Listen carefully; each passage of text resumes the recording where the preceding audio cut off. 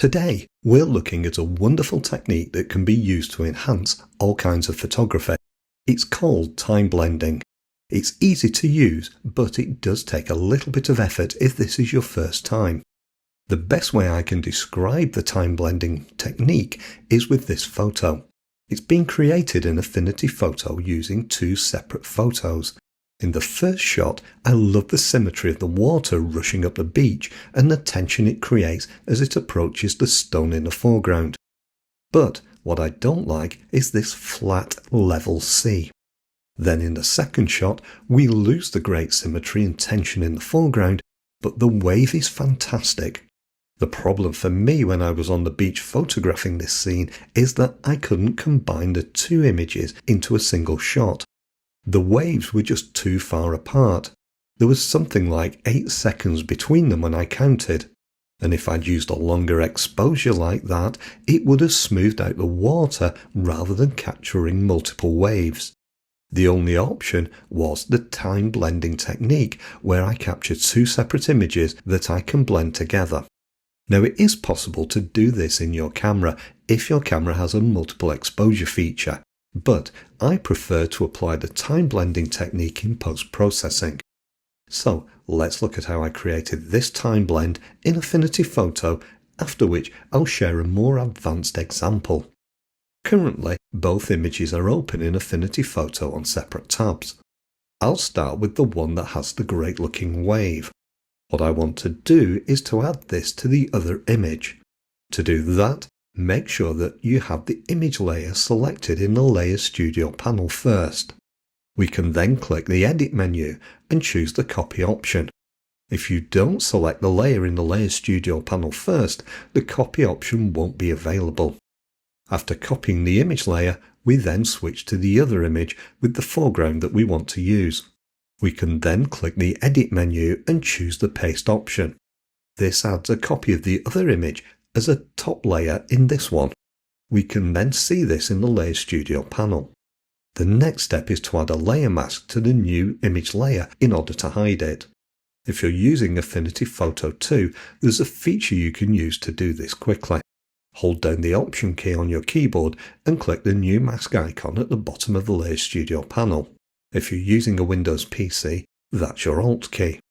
We then see this pop-up menu where we can select to add an empty mask.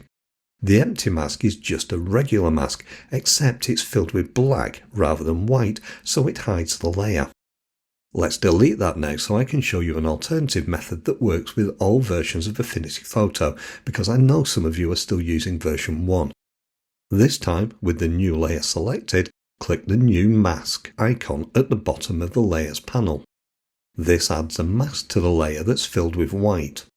Now, make sure that you have the mask and not the image layer selected. You can then press Command and I on your keyboard to invert the white mask to black. If you're using a Windows PC, that's Control and I.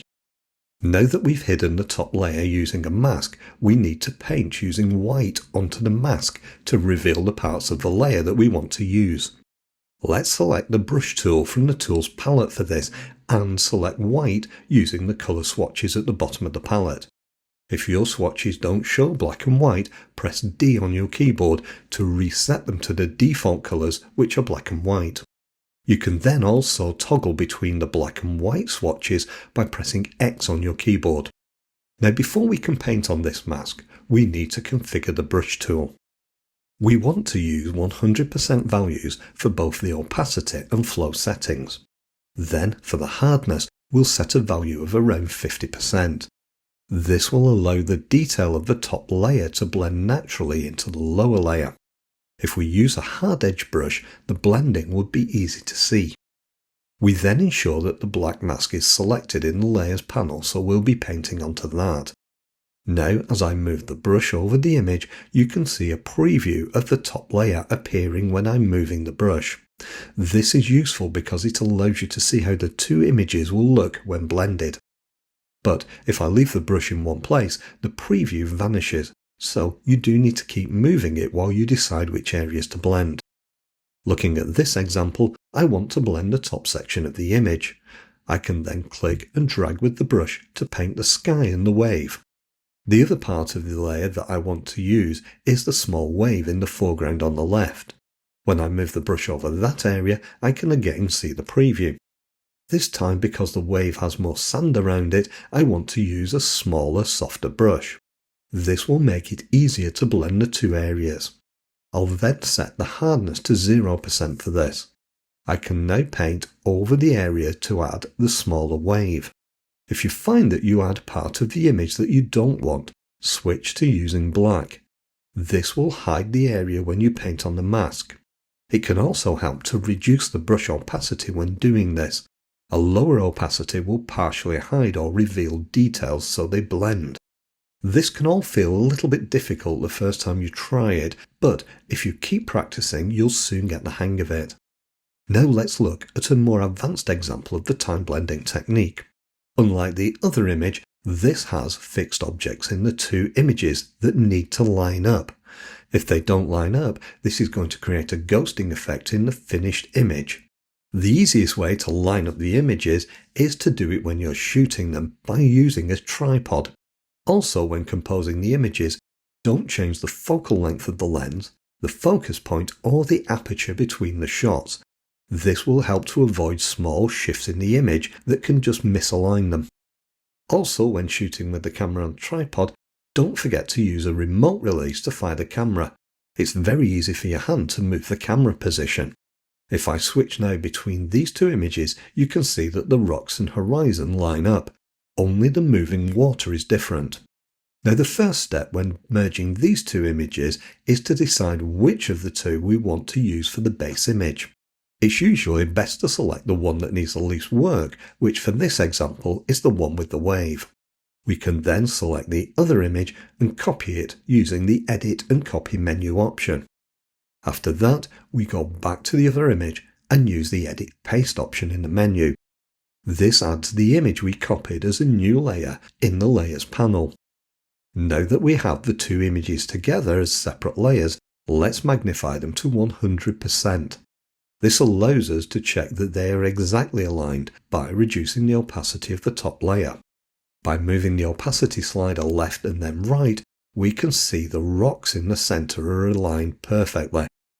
Sometimes though, you may find that they are a few pixels out and they need to be moved in position. I'll share a link later to a video explaining exactly how to do that. Now we know these layers are lined up, let's add a mask filled with black to the top layer to hide it. As before, I'll do this by selecting the layer in the Layers panel. I'll then hold down my Option key and click on the new mask icon at the bottom of the panel.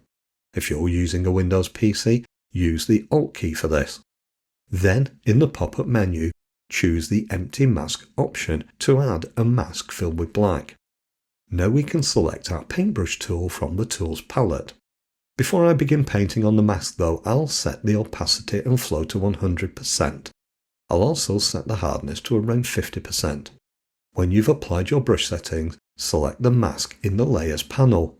Now with the brush set to paint with white, I can move it over the image. This allows me to preview the areas I want to replace using the top image layer. The main part is the rock in the centre of the frame because I want to reveal the moving water. So I'll paint on the mask using white in that area. As you work, it's often an idea to turn the top layer off and on to check the effect. And if you think you've painted over an area of the lower image that you want to keep, switch to painting with black. You can keep toggling between the foreground and background colours by pressing X on your keyboard. If you find it's difficult to blend two areas, change the brush hardness and opacity. I should also mention that these images haven't been processed. That's because I often find it easier to do the processing once the images are blended, but you need to find your own workflow and what works best for you. Now earlier I mentioned the problem of the images not lining up exactly, and that this could create a halo around objects like these rocks. When that happens, you need to align the images by using the Move tool and the Difference Blend mode. To see how, watch this video next which explains the technique.